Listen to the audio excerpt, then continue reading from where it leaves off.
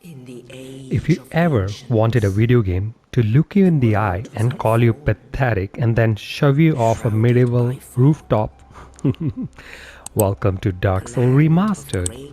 This is not just a game, it's a personality test. It's a therapy, it's a toxic relationship you voluntarily return to because this time will be different. And somehow it's absolutely brilliant. Welcome to Lordran. Please die responsibly. Set in the crumbling, gothic fever dream of Lordran, Dark Souls Remastered drops you into a world that explains almost nothing and expects everything from you. The opening hour politely teaches you how to swing a sword. The next hour teaches you humility. The third hour teaches you that overconfidence is fatal and gravity is the true final boss. Unlike modern games that gently escort you through tutorials like an overprotective parent, Dark Souls give you a broken sword, a door, and a vague sense of existential dread, and says, good luck, and doesn't mean it. Combat, elegant, brutal, personal. Combat here isn't about flashy combos or button mashing heroics. It's about patience, stamina management, and not panic rolling off a cliff because a skeleton made eye contact with you. Every enemy, yes, even the hollow with the broken sword can end you if you get cocky.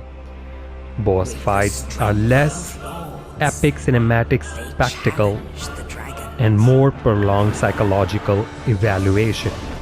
When you finally defeat a boss after 17 attempts, your reaction isn't just joy, it's relief, it's vindication, it's texting your friends, I effing did it. And they respond, who? You whisper, it doesn't matter, because they don't play video games, they don't know what we are talking about. The world design is a masterclass in wait, I am back here? One of the most magical aspects of Dark Souls is its interconnected world. Early on, you will trudge through what feels like distant, hostile territory, only to unlock a shortcut that loops back to Filing Shrine, and suddenly your brain expands 3 sizes. It's an architectural wizardry. The level design feels handcrafted by someone who deeply enjoys watching players realize they have been walking in circles, but in a good way. There are no question markers, no mini-map, just vibes and mild paranoia. Storytelling, minimalism with maximum impact. If you are looking for long cutscenes and NPCs explaining their emotional arcs, you are in the wrong kingdom. Dark Souls tells its story through item descriptions, cryptic dialogue, and environmental clues. You don't experience the story, you piece it together, or you watch a 3-hour lore video at 2 a.m. questioning your life choices. The themes are heavy: decay, cycles, fading, fire, inevitable collapse. It's basically a playable midlife crisis, but in medieval period. The remastered touch. So, what does the remastered part actually do? Smooth performance, hell, 60 FPS, improved lighting and textures, better online stability, fewer technical frustrations. It does not reinvent the game, it polishes it. Think of it as restoring a gothic cathedral rather than rebuilding it. Multiplayer, jolly cooperation, and mild betrayal. You can summon players to help you fight bosses, which feels like calling in emotional support nights. There is something wholesome about struggling together in silence before someone inevitably dies. Then there is invasion. Nothing says immersive medieval despair like minding your business and suddenly seeing dark spirit has invaded. It's personal, it's chaotic, it's unforgettable. Difficulty? Fair, mostly. Dark Souls has a reputation for being brutally difficult, and that's only partially true. It's not unfair, it's just uncompromising. When you die, you usually know why. You got greedy, you didn't watch your stamina, you tried to drink Estus flask while being actively stabbed. The game demands respect, and once you give it that respect, something strange happens. You improve, you adapt, you stop blaming the game and start blaming yourself. That's growth. Painful, humbling growth. The emotional arc of a Dark Souls player. This isn't so bad. Okay, that was cheap. That was definitely cheap. I hate this game. Keep playing for 4 more hours. This might be one of the best games ever made. Different classes. Pick your starting trauma, starting flavor of suffering. You will suffer anyway. Important. Classes in Dark Souls mostly decide your starting gear and stats. You can turn into anything later. Let's be honest, your first choice defines your personality. Warrior. Balanced, honest, respectable. You probably googled best beginner class. Knight. Heavy armor, shield up 24/7. You believe blocking is a lifestyle. You walk everywhere like a refrigerator with an anxiety. Wanderer. Light armor, curved sword, main character energy. You speak, you slash, you look cool doing it. Low defense though, so every mistake is a life lesson. Thief. Light armor, fast rolls, questionable decisions. You picked this for the master key, and now you are opening doors you absolutely weren't meant to open. High risk, high panic. You sneak, you stab, you feel like a genius until something one-shots you from a place you didn't even know existed. You don't follow the path, you accidentally ruin your own playthrough. Bandit. Axe, bigger attitude. You see a problem, you bonk it.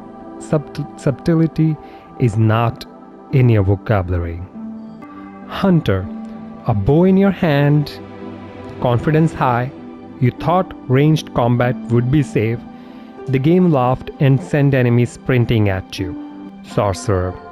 Glass is on, huge brain, HP non-existent. You delete enemies from across the map, but if they touch you, it's over. Pyromancer. Low stats, big confidence. You throw fire like a boss until something resists it and humbles you instantly. Cleric. You came with a faith and a bonk stick. You heal, you pray, you slowly win fights. Early game damage got you questioning your beliefs. Last but not the least, deprived. No armor, no plan. Just suffering. You woke up with a stick and good vibes. Every win feels illegal. Every death feels expected. Final human truth, no matter what class you pick, Dark Souls will treat you the same. So, good luck. Stats. Soft caps and hard caps. The why is my sword still weak situation. Dark Souls stats are like investing in the stock market, except the stock is bonk power. You level up and at first every level feels amazing. Damage goes up nicely, life is good. Then soft cap. This is where game goes, okay, slow down champ, you're still getting stronger, but barely. For example, from 10 to 20 strength, huge gains. From 20 to 40, it starts to slow down. And 40 to 41 strength, congrats, you gained +1 emotional damage. For most damage stats in Dark Souls, around 40 is the famous why I'm doing this zone. Hard cap. This is the game straight up telling you stop, you have peaked.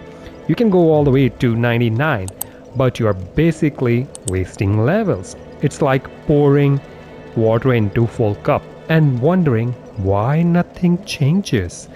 So if you ever leveled up something to 50 plus thinking you would become Gwen 2.0, you didn't. Sorry. Vitality.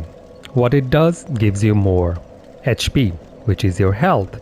Translation, more mistakes allowed. This is the I get hit a lot stat. The higher it is, the more times you can say my bad before seeing you died. Low vitality players, I'm good at dodging but get tapped once, dead. High vitality players, that's all you got. Attunement.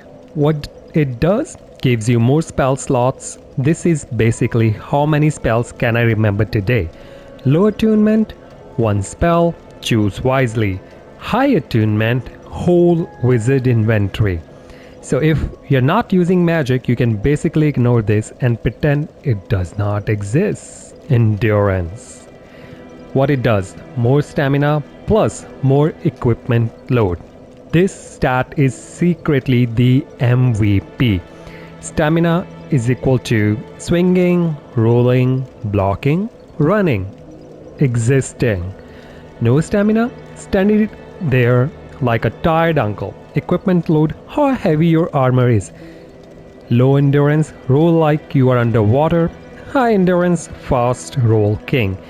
Can wear actual armor instead of pajamas. If you don't level this, you will regret it. Trust me. Strength. What it does, lets you use big bonk weapons, increases damage for strength scaling weapons. This is the problem solver stat. High strength, see enemy, hit once enemy, reconsidered life choices. Low strength, why can't I equip this sword?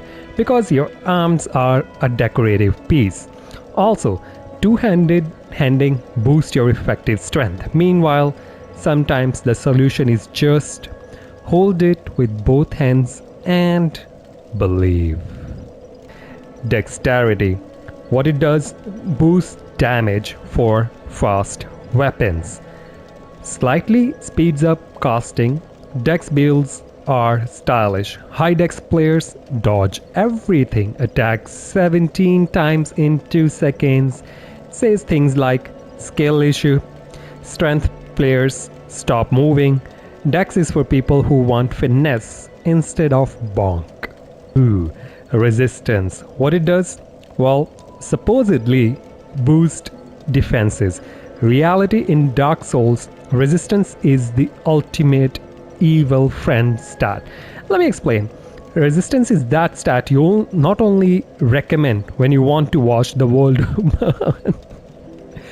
Your friend just bought Dark Souls, they are innocent, hopeful, pure. They ask, bro, what's the most important stat? And you, without blinking, resistance. Trust me, it's OP. They dump 12 levels into it, you sit there quietly smiling because resistance technically increases defenses a little bit but not enough to matter.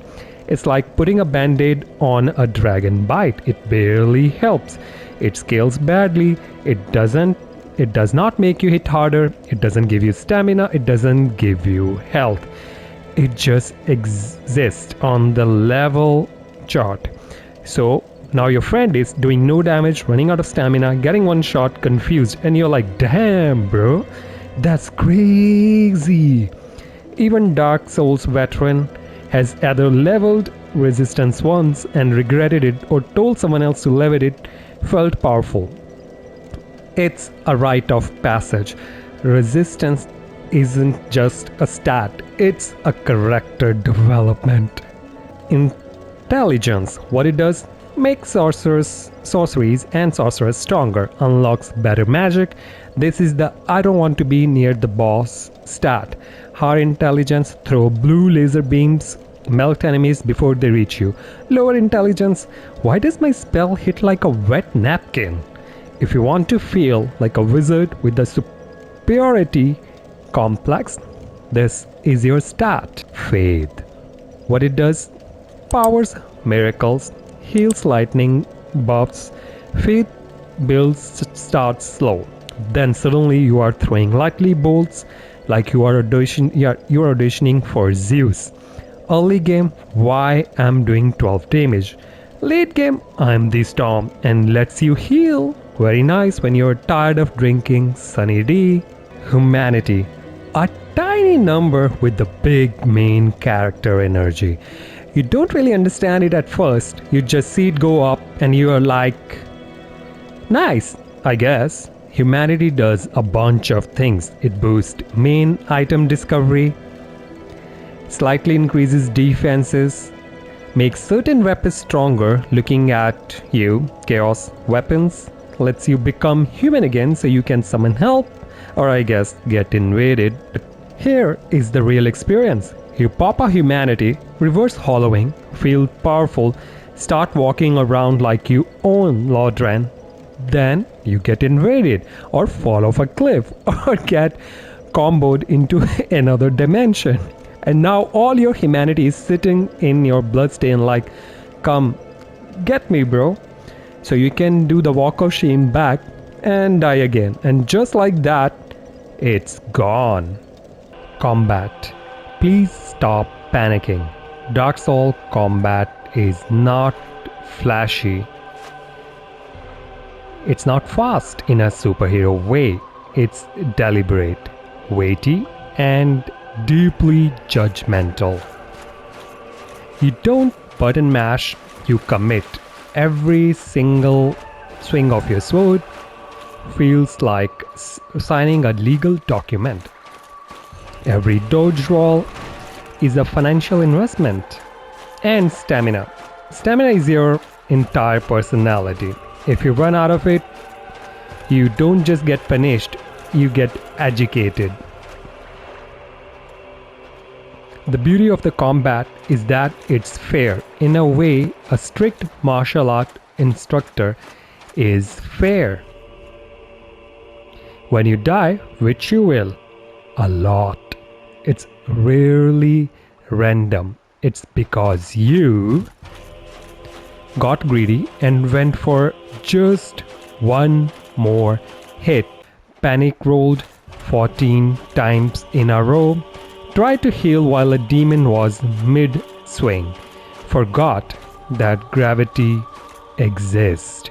Boss fights are chess matches disguised as trauma. You suffer, and when you finally win, it's not hype. It's relief mixed with pride and little emotional damage. Combat in Dark Souls isn't about power fantasy. It's about growth. By the end, you are not stronger because your stats went up. You're stronger because you got better. And that's both inspiring and mildly annoying. Visual design, gothic depression, but makes it beautiful. This is one of my favorite area in the game. I would say the most favorite area in the game. This game looks like someone turned existential dread into architecture. Lordran is not colorful, it's not cheerful, it's crumbling castles, haunted forests, sinking cities, and places that look like they were built by someone going through a breakup with the concept of hope. But now it's stunning. The art design carries everything, even in its remastered form. Cleaner, lightning smoother, performance. It keeps that oppressive, lonely atmosphere that makes you feel small in the best way. Filing Shrine feels like a fragile candle in a world that desperately needs therapy. Every area tells a story just by existing. A decaying fortress that screams, bad decisions were made here. A poisoned swamp that asks, what if walking was suffering?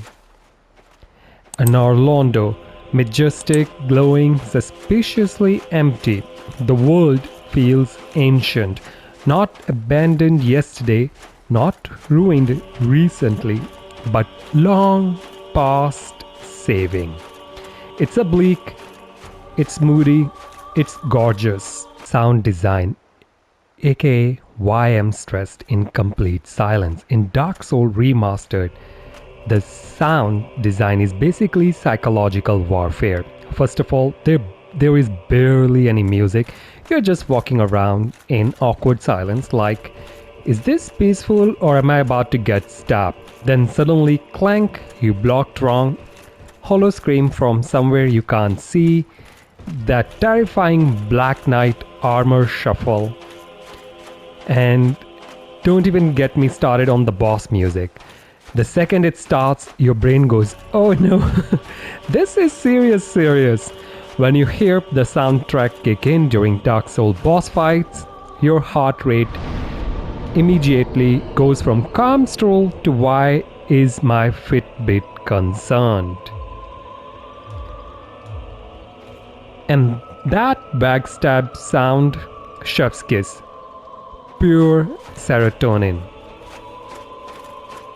The sound design doesn't just make noise, it makes you paranoid, and that's intentional, as sound design is equal to silence plus random horror noises plus epic boss fight music, which is equal to trust issues. Weapons, from Rusty Spoon to God's Slayer. The weapons variety in Dark Souls is quietly incredible. At first glance, it's just swords and axes, but then you realize every weapon has its own moveset and weight, rhythm, and personality. Greatsword feels like dragging a refrigerator. With purpose, a rapier feels like fencing with anxiety. A halberd feels like you googled medieval efficiency. And the beauty, almost every weapon is viable. This isn't a game where you toss your starting gear in 15 minutes. Some players beat the whole game with the first weapon, purely because they fell in love with its moveset. Upgrading feels meaningful, infusing them, changing playstyles. Suddenly, you're not just a knight, you are lightning infused pancake distributor. Magic build, strength build, dex builds, they all feel distinct, and every choice feels like you are committing to a personality. Are you patient and heavy hitting, or fast and mildly dramatic?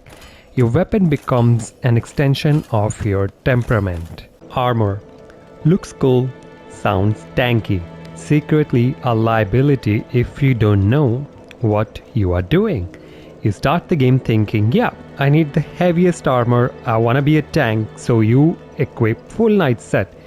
And now you roll like a sack of potatoes, your stamina disappears instantly, boss hits you anyways. Welcome to infamous fat rolling.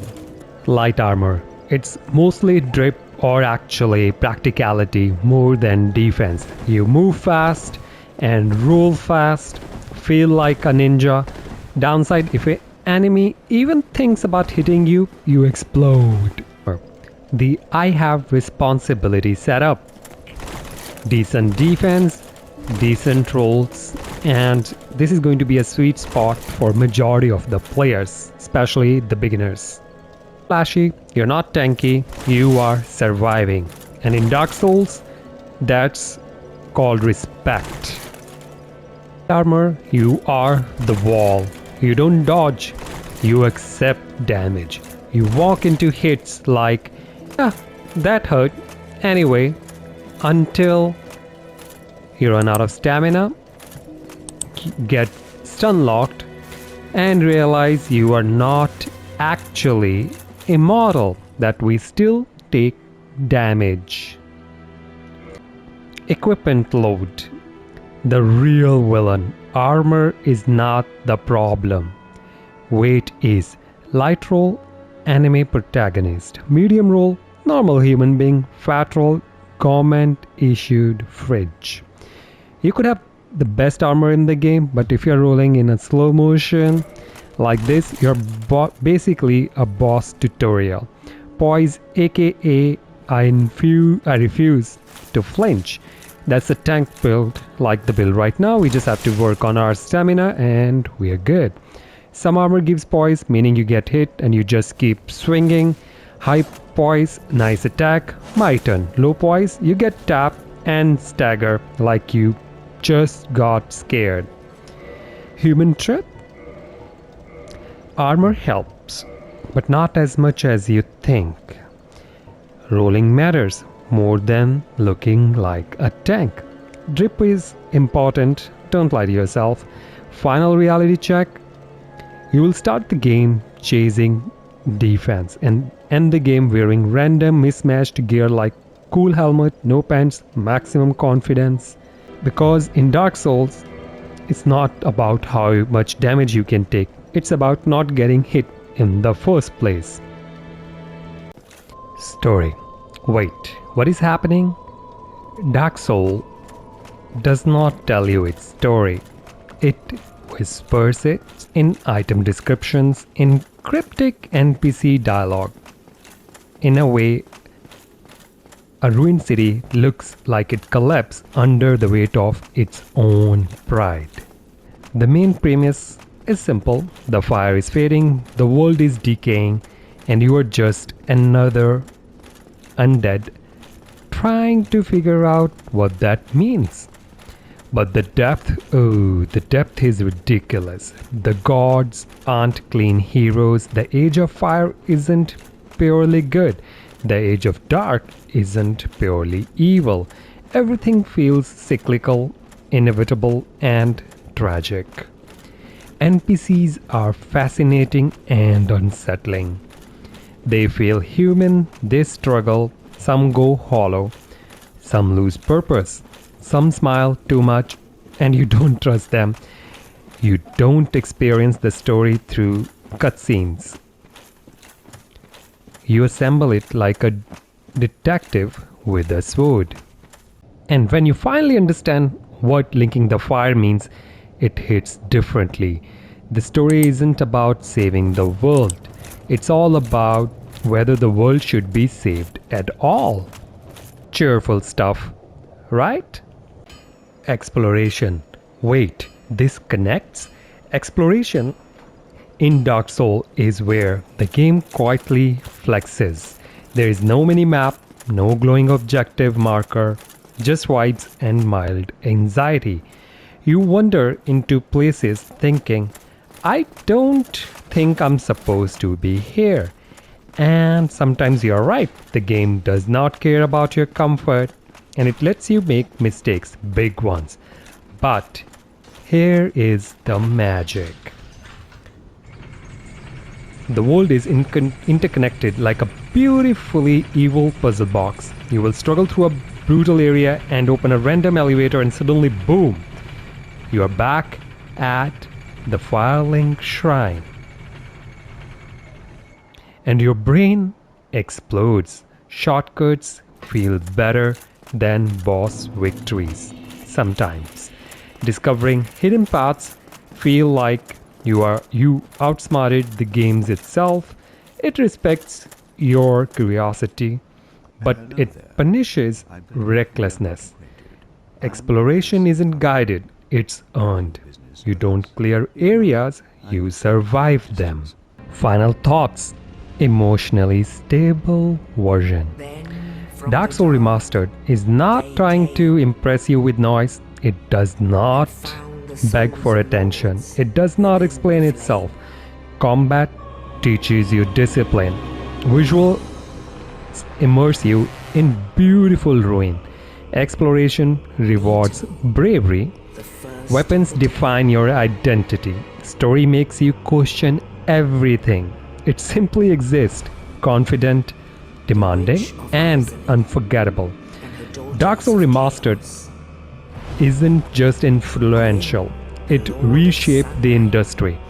Entire genres now proudly calls themselves Souls-like. But there is something pure about returning to the source. I know Demon Souls came before. However, Dark Souls, it's challenging without being flashy, deep without being loud, brutal without being cynical. It does not care if you win, and that's exactly why winning feels incredible. If you're willing to struggle, to learn, and to occasionally scream into a pillow, the game will reward you with one of the most satisfying experiences in the gaming industry. Just remember, praise the sun and don't get greedy. It's not always comfortable, it's not always fair feeling, but it's always intentional. And when the credits roll, you don't just feel like you beat a game, you feel like you endured something, and somehow you want to do it again. The age of fire. Better than that. Nobody likes a tightwad. You hear me? What? Nothing appeals to you? Well, you must have poor taste.